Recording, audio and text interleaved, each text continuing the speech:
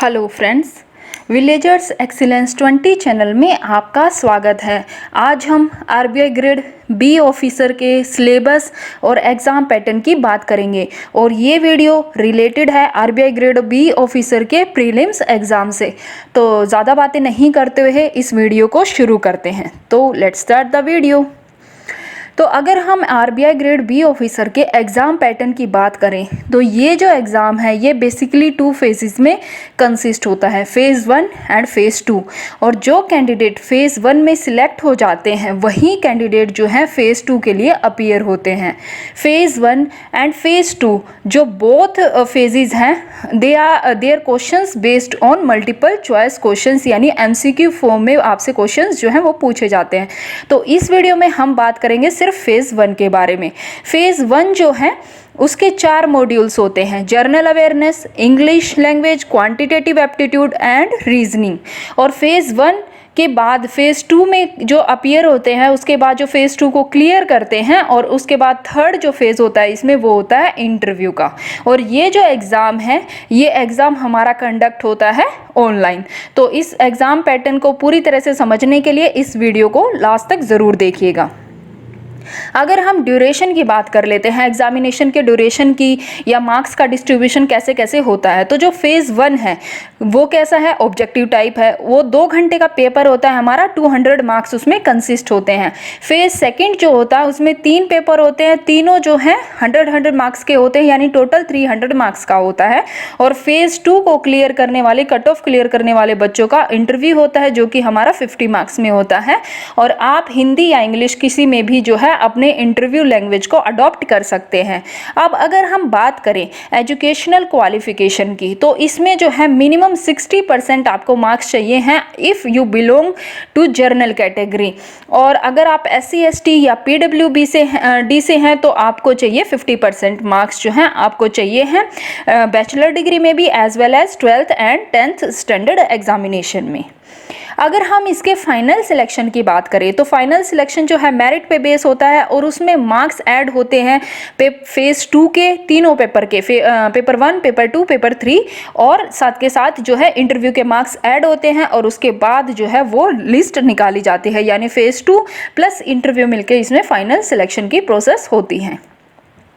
अब अगर हम फ़ेज़ 1 के एग्ज़ाम पैटर्न की बात करें तो जैसा कि हम देख सकते हैं 4 सब्जेक्ट है हमारे पास। जनरल अवेयरनेस जो कि हमारे पास उसमें कितने नंबर ऑफ क्वेश्चंस आते हैं, 80 क्वेश्चंस होते हैं और हर क्वेश्चन 1 नंबर का होता है, इसलिए जो मैक्सिमम मार्क्स हो गए जनरल अवेयरनेस के सेक्शन को अलॉट किए गए हैं वो है 80। इंग्लिश लैंग्वेज 30 मार्क्स का पेपर होता है, क्वांटिटेटिव एप्टीट्यूड भी 30 मार्क्स का होता है, रीजनिंग एबिलिटी भी 60 मार्क्स का होता है, यानी टोटल जो है वो 200 क्वेश्चंस आते हैं और 200 मार्क्स के क्वेश्चंस ही होते हैं। और जो है इसके लिए टोटल टाइमिंग मिलता है 120 मिनट्स। तो लास्ट ईयर का जब आरबीआई ग्रेड बी का पेपर हुआ था उस टाइम पे आरबीआई ने सेक्शनल टाइमिंग जो है वो नया कंसेप्ट आरबीआई लेके आया था और पर्टिकुलर सेक्शन को टाइमिंग अलॉट की गई थी और सबसे ज़्यादा टाइमिंग अलॉट की गई रीजनिंग को 45 मिनट्स, क्वांट को, इंग्लिश लैंग्वेज और जनरल अवेयरनेस को, तीनों को जो है वो 25 मिनट की सेक्शनल टाइमिंग जो है वो अलॉट की गई, यानी टोटल टाइम कितना है 2 घंटे। अगर आप किसी भी सब्जेक्ट में है, जैसे आप जनरल अवेयरनेस अगर हम कर रहे हैं और अगर हम चाहे वो पेपर 10 मिनट में सॉल्व कर ले, उसके बाद के जो बचे हमारे 15 मिनट हैं वो मिनट हमारे जो है वो वेस्ट ही जाएंगे, हम उसको दूसरे सब्जेक्ट में जो है यूज़ नहीं कर सकते। ये सेक्शनल टाइमिंग का मतलब है। अगर हम इसके सिलेबस की बात कर ले, अब हमने देख लिया कि ये 4 पार्ट्स में डिवाइड होता है, general awareness, English, quant and reasoning. तो हम अब जो है डिस्कस करेंगे 1 बाय 1 सिलेबस क्या है। तो पहले अगर हम जनरल अवेयरनेस की बात करें तो उसमें सबसे पहले पूछा जाता है banking and financial plus economic news, यानी इसमें कौन कौन से आते हैं, यानी बैंकिंग एग्जाम के, चाहे वो बैंकिंग से रिलेटेड स्टैटिक पोर्शन है या करंट अफेयर का पोर्शन है, तो इसमें जो है जैसे हमारी जो बैंकिंग से रिलेटेड टर्मिनोलॉजी इसमें हमारी पूछी जा सकती है, या जो करंट में इकोनॉमिक न्यूज़ हमारी जो है वो चल रही है, या आरबीआई जो मॉनेटरी पॉलिसी स्टेटमेंट अपनी जारी करता है वो पूछी जा सकती हैं, या इकोनॉमिक की टर्म्स पूछी जा सकती हैं, या फिर हमें जो है हमें फुल फॉर्म किसी चीज़ की पूछी जा सकती है। और साथ के साथ इसमें जो मोस्ट इम्पोर्टेंट है वो है हमारा आरबीआई नोटिफिकेशंस, यानी आरबीआई जो है वो डेली बेसिस पे या रेगुलर बेसिस पे जो भी नोटिफिकेशंस निकालता है वो हमारी पूछी जाती है। साथ के साथ इसमें मैं ये बताना चाहूँगी कि जो बैंकिंग और फाइनेंशियल और इकोनॉमिक न्यूज़ वाला जो टॉपिक है, इसमें हमें स्पेशली जो है आरबीआई की साइट पे जाके जो फ्रीक्वेंटली आस्क्ड क्वेश्चंस होते हैं एंड अबाउट अस वाले 3 चीज़ें इसके लिए मेन होती है, about us, frequently asked questions and RBI notifications के क्वेश्चन। इनमें से जो है ऑलमोस्ट जो है 5 से 7 क्वेश्चंस हमेशा जो है वो मिलते ही हैं। अब अगर हम बात करें करंट अफेयर्स की, तो करंट अफेयर्स में जो है सबसे ज़्यादा इंपॉर्टेंट होता है वो होता है हमारा बजट प्लस इकोनॉमिक सर्वे। और आरबीआई का जो पेपर होता है वो स्पेशली इकोनॉमिक सर्वे में डाटा से रिलेटेड यानी फैक्ट से रिलेटेड बहुत सारी चीज़ें इसमें पूछी जाती हैं। तो हमारे लिए वॉल्यूम 1 और वॉल्यूम 2 दोनों ही मोस्ट इंपॉर्टेंट है, क्योंकि वॉल्यूम 2 जो है हमारा वो बेसिकली जो है हमारे बैंक फिनांस के जो है टॉपिक्स को कवर करता है, जैसे प्राइस एंड इन्फ्लेशन है।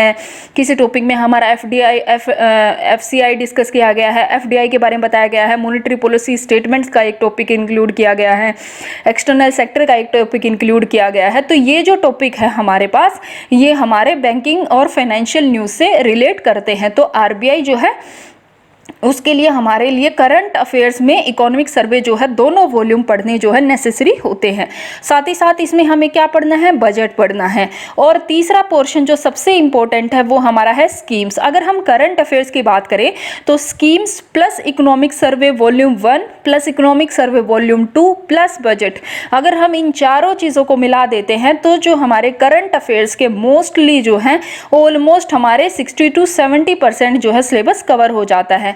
अब उसके बाद जो आते हैं नेशनल इंटरनेशनल करंट अफेयर्स, साथ के साथ मोस्टली पूछे जाते हैं जैसे रैंक कौन सी है इंडिया की, किस में कौन सी रैंक है, या आईएमएफ ने, वर्ल्ड बैंक ने, डब्ल्यूए ने जो इंडेक्सेस जारी किए हैं उनमें हमारी रैंकिंग कौन कौन सी है, या अगर जो नीति आयोग जो है इंडेक्सेस लेके आई है उनमें किस स्टेट की कौन सी रैंकिंग है, या जो स्कीम्स है उसमें भी स्टेट रिलेटेड स्कीम्स भी पूछी जाती हैं। साथ ही साथ अगर कोई कॉन्फ्रेंस हुई है जैसे G20 समिट कहाँ हुई इस टाइम पे, और कौन सी कॉन्फ्रेंस जो है वो कहाँ हुई कहाँ नहीं, तो वो सारी जो है इससे क्वेश्चंस पूछे जाते हैं। अब अगर हम बात कर लेते हैं स्टैटिक जीके की, तो इसमें कौन से पूछे जाते हैं, जैसे बेसिकली जो क्वेश्चंस हैं जैसे लास्ट ईयर में भी देखे गए नेशनल पार्क से रिलेटेड क्वेश्चंस जो हैं वो पूछे जाते हैं। तो कौन सा, या कई बार थर्मल पावर प्लांट कौन सा है, डैम कौन सा है, टेम्पल, स्टेडियम, एयरपोर्ट्स कौन कौन से हैं। तो अगर हम यहाँ इस स्टैटिक जीके की बात करें तो हम ये देखेंगे कि इनमें से जो मोस्टली क्वेश्चंस पूछे जाते हैं वो कहीं ना कहीं हमारी करंट अफेयर्स की न्यूज़ से ही रिलेट करते हैं। इसलिए जब भी हमें करंट अफेयर्स पढ़ना है तो हमें करंट अफेयर्स के तरीके से नहीं बल्कि उसको स्टैटिक से रिलेट करके पढ़ना है, ताकि हमारे करंट के साथ साथ हमारा स्टैटिक पोर्शन भी जो है वो कवर होता चला जाए। अगर हम बात करें इंग्लिश लैंग्वेज की तो उसमें क्वेश्चंस आते हैं, रीडिंग कॉम्प्रीहेंशन से रिलेटेड क्वेश्चंस आते हैं, सेंटेंस कंप्लीशन से क्वेश्चन आते हैं, सेंटेंस करेक्शन से क्वेश्चन आते हैं, फिलिंग द ब्लैंक्स होते हैं, डबल फिलर्स यानी एक लाइन दी जाती है उसमें 2 फिलिंग द ब्लैंक्स होते हैं, आपको उसको भरना होता है, गलत स्टेटमेंट दी जाती है आपको उसमें से गलतियां निकालनी होती हैं और करेक्ट बताना होता है। एक पैरा जंबल इसमें पूछा जाता है, यानी आपको एक पैराग्राफ की मल्टीपल स्टेटमेंट्स दे दी जाएंगी लेकिन वो स्टेटमेंट ऊपर नीचे होती हैं और उनको हमें एक सीक्वेंस में लगाना होता है। साथ ही साथ फ्रेज या वर्ड रिप्लेसमेंट जो है वो पूछे जाते हैं। अब अगर हम बात करें क्वांट सेक्शन की तो जो क्वांटिटेटिव एप्टीट्यूड है उसमें सबसे जो इम्पोर्टेंट है, मोस्ट इम्पोर्टेंट है वो है डाटा इंटरप्रिटेशन, क्योंकि इसी से जो है ऑलमोस्ट इसमें हर साल जो है 2 से 3 क्वेश्चन, 3 तो मतलब 2 क्वेश्चन तो नेसेसरी इसमें पूछे जाते हैं और 3 क्वेश्चंस भी हो जाते हैं।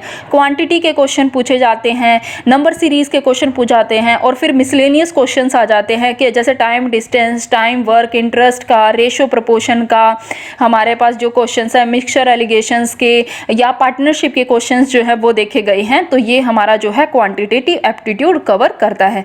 लेकिन यहाँ पर एक नोट करने वाली बात क्या है कि स्टूडेंट्स जो है वो बेसिकली फोकस करते हैं डीआई पे, लेकिन डीआई में भी हम देखेंगे तो डीआई में जो मोस्टली क्वेश्चंस पूछे जाते हैं वो दूसरे अर्थमेटिक चैप्टर से ही पूछे जाते हैं, यानी टाइम वर्क से रिलेटेड कोई क्वेश्चंस को उन्होंने पूरा सेट बना दिया है या बोट स्ट्रीम का बना दिया है, पार्टनरशिप का बना दिया है। तो इस तरीके से यानी अगर हमें डीआई पे पकड़ मजबूत बनानी है तो हमें जो है अपने अर्थमेटिक के पोर्शंस को नहीं छोड़ना है किसी भी कीमत पे, और उस पे हमें अपने पकड़ को मजबूत बनाना है। अब अगर हम बात कर लेते हैं fourth and the last one is reasoning ability, और यहाँ में ये रीजनिंग एबिलिटी में सबसे ज़्यादा जो क्वेश्चंस पूछे जाते हैं वो बेसिकली पूछे जाते हैं पजल्स और सीटिंग अरेंजमेंट से क्वेश्चंस पूछे जाते हैं। यानी ऐसे क्वेश्चंस पूछे जाते हैं कि एक टेबल के चारों तरफ जो है 8 या 10 बंदे, इतने बंदे इसमें बैठे हैं, क्योंकि कॉम्प्लेक्स क्वेश्चंस इसमें पूछे जाते हैं, सिंपल क्वेश्चंस नहीं पूछे जाते।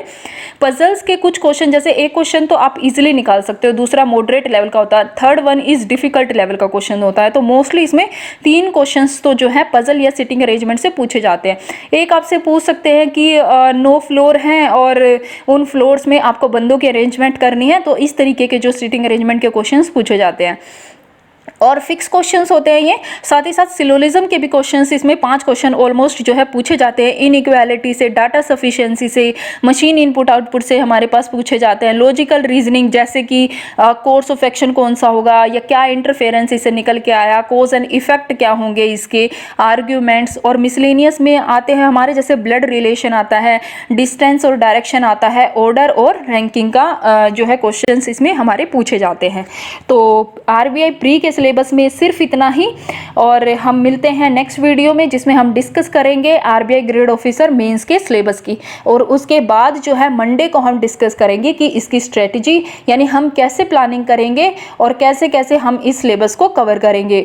और मैं आपको बताना चाहूँगी कि जो विलेजर्स एक्सीलेंस 20 चैनल है, इस पे जो है आरबीआई ग्रेड ऑफिसर बी का हर सेक्शन, चाहे वो क्वांट हो, रीजनिंग हो, इंग्लिश हो या फिर जीए हो, हर सेक्शन को कवर किया जाएगा। और उसमें स्टैटिक पोर्शन के साथ साथ करंट अफेयर्स के क्वेश्चंस भी हम सारे के सारे टॉपिक्स को जो है वो कवर करेंगे। तो मंडे को हम एक टाइम प्लान बना लेते हैं और उसके हिसाब से हम अपनी प्रिपरेशन शुरू करेंगे, क्योंकि हम वेट नहीं कर सकते कि आरबीआई हमारी जो है वो किस टाइम नोटिफिकेशन आए और उसके बाद हम प्रिपरेशन शुरू करें। अगर हमारे पास टाइम है तो हमें उसको यूटिलाइज करना चाहिए और अपने एफर्ट्स को हमें डबल कर देना चाहिए, ताकि जो है जिस टाइम भी नोटिफिकेशन आए हम वेल प्रिपेयर हों उस टाइम पे और हम जो है अपना एग्जाम दे सकें।